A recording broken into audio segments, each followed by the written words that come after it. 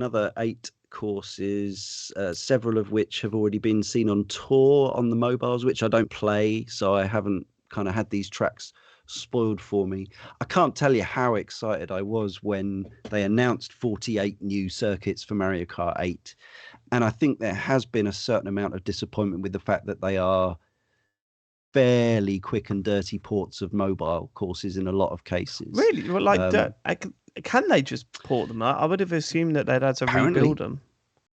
No, I mean, yeah, I mean, I don't know how much rebuilding there has been done. There was a Digital Foundry analysis showing that they have done some work on them, like textures have been improved compared to the mobile versions, and there's been a few tweaks and things like that. So I don't know how much of it is just a straight, like we just take the maths out from this game and whack it in this game. I suspect there's more to it. Well, it's funny because I suppose the alternative viewpoint to that is that when I'm playing them, I get frustrated because I feel that they're not as well as designed, noticeably not as well designed as the other levels. Mainly, like sometimes you'll find yourself not knowing where to go, and that should never be the case in a Mario Kart game. Are you referring directly to the tour ones, like the ones that come from the mobile version? Yeah. Right, okay. Yeah. There's bits where I'm like, why is there this little alleyway here that just leads to nowhere? And why am I in it? And now I've got to reverse it out and stuff. But on the flip side, Harry's like super buzzed when he sees some of the levels from Tour in this, because obviously he played loads of that, and he was like, I know this level from Tour. Oh, look, they've got that. And I'm like, okay, I've got no nostalgic or any sort of emotional response to any of those levels, whereas he is like absolutely buzzed whenever one of those is in the game. It's crazy. Oh, that's cool. Yeah, and I would say the actual tour tracks are not my favorites, but I do like some of the music that comes with them. Yeah, that's always a treat. But it's also that we get things like the N64 Calamari Desert, which was previously updated for Mario Kart 7 on the 3DS, and we've got the DS track Waluigi Pinball. Waluigi Pinball, that's a classic. It's also nice to get on the donut planes again. You know, it's a really simple level. Sure. As soon as I hear that music, it's like I'm not going to say how old I'm again, but it was. I'm 32 again. I was 30. Yeah. I'm in my early 20s again. It was. But no, it sounds brilliant. And there's one new track. Well, I think it's a completely new track until they put it in Tour and in whenever they do soon. Sky High Sunday, which is an ice cream themed track, which again I don't think is actually the most interesting track to race on, but again I do like ridiculously saccharine. So they're taking some of these levels and putting them back into the mobile game as well. Well, I think what's happening is that they're designing them, I guess, concurrently or whatever, and then just doing slightly different versions. There are, as I say, the Digital Foundry did find some different textures, and like the Switch version has better road textures and things like that. But overall, you can see the visual difference between the tracks from Mario Kart 8 that are now is from 2014, so they're 8 years old. Obviously, they were updated in terms of resolution for the Switch and tarted up here and there, but they look better than the new ones that are coming out.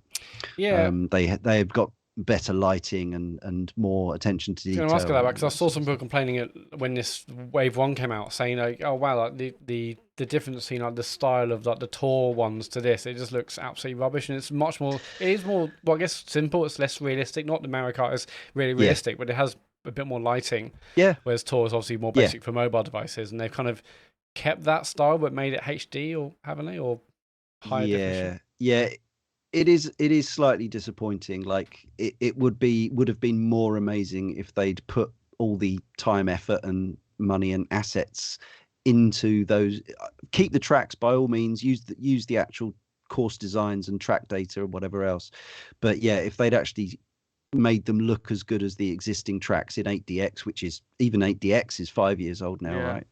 And these tracks do look a bit kind of rough and ready. But of course, when you're playing with whatever 12 cars on the track at any one time, if you're playing either multiplayer or high level Grand Prix, you're not really worrying too much about the fact that it doesn't look as amazing. You're just happy to have a new course to drive around. Yeah, that's it. And I mean, we've played 2 of these cups out of the 4 that have been released. And then the kids were like, "Oh, just forgot about it for a bit." And I'm hoping that they do that for a long time, so that when we do go back to it, because there will always be a time where we're like, "Let's smash some Mario Kart for like a week or two." To have like a bunch of cups to go to is going to be quite exciting. So we will go through them, but at the moment, well, I think they really come alive, even though the kind of it messes up the kind of continuity of the art style and whatever else to get pretentious about a silly Mario Kart game. I actually think the fact that there are 48 new courses on top of the 48 that are already in there, it really comes alive when you're just playing random courses, right? Because it just adds to the so much sense of the variety and the lack of like, oh, I know what's coming next. I still say I hope the next one takes a turn for the Smash Brothers. That we're not getting this is an ice cream level, this is a toy box level. I want a Zelda level, a bunch of Zelda levels. I want an F-Zero level. I want and there are F-Zero levels in Mario Kart 8 and they're fucking great. I want Nintendo Land. What a wave race level. I want Nintendo Land Mario Kart style. That's what I want. So hopefully, when they're done with this, new console's on its way. Let's see what you. They said something. They'll do something.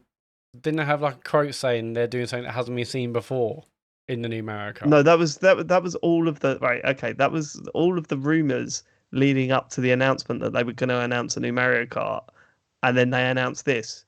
So I think that was I'm not so sure. There's not going to be a new one until the next console. No, of course it won't. Not now. And we're only halfway through, aren't we? So there's no way we're halfway through. There's no way we're halfway. Do you know what kills me the most about the Switch at the moment? I'm thinking about Breath of the Wild 2. Like I'm really looking forward to Breath of the Wild 2. I want it on a new console. I don't want it on the Switch. Me too, massively. I don't want that. I think it will be. I think it will be that the next Switch will be 100% backwards compatible, and games like Breath of the Wild will take advantage with increased. It needs much better frame rate. It needs much better resolution. I was reading like earlier today, like because Digital Foundry were talking about the chipset that they think is going to be, powering the new machine, and apparently it's going to make backwards compatibility more difficult. Like not so easy, which is, I mean, that bothers me quite a lot. That does. I mean, that's a worry. I think that would go down really badly if they did that. Everyone's got such massive Switch libraries. If they just like, you've got to start again. Having massive Switch libraries is not. It's not what Nintendo care about. Like, because they want to resell you a Mario game, a Mario Kart game. They do, but they also want they've also got this massive eShop now with so many games on it.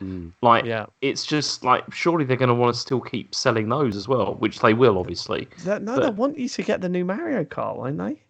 Yeah, I know, but they make a lot of money, don't they? Off like 30% cuts off all these other games they're selling as well. Yeah. I'm fairly sure we said that when they had Virtual Console. Well, they will not get rid of Virtual Console. People spend money on those digital games. They'll definitely not get. Oh no, wait, they did do that. I just when you go back and you play Breath of the Wild now on the Switch, you go, wow, this has not aged well. It just hasn't. The frame rate, the visually, it still has its moments where you go, wow, but to today's standards, it's so far behind that I just think. If you come off the back of like Genshin Impact on the PS5 or something, it is obviously going to look a bit blurry. What I want for the next Breath of the Wild to have that wow factor again. And I don't know how you capture that. How do you make it bigger and more amazing on that console? I don't know how you do that. For me, it needs a wow moment, but I also don't want to turn that game on thinking performance is a bit ropey. Exactly. I don't want that to be my first experience of that game, which I'm anticipating to be incredible. I don't want to be like, if it wasn't for that, I would happily wait longer if it needed it to play it on a new bit of hardware. But you see, this is the other thing that I was going to bring up about with Cult of the Lamb is that by the fourth dungeon, it's gone to shit. Like in terms of like frame rate and everything on the Switch, because that's the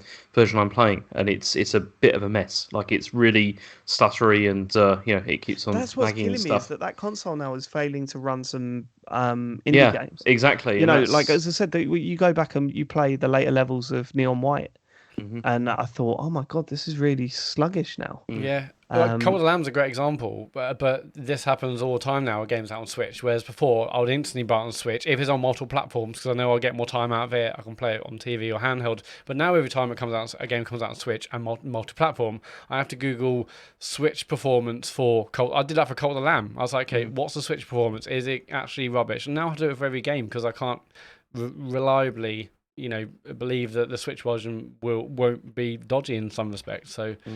I miss the old days where you're instantly buying on Switch because you knew that would run adequately and it would be great in a handheld. Definitely in my head, but I think sometimes it's not. Don't want to fall into the stupid developer lazy trap, but I think sometimes games could still be optimized a bit better for Switch. If you think that Hades, came out a year before it came out on the Xbox and PlayStation.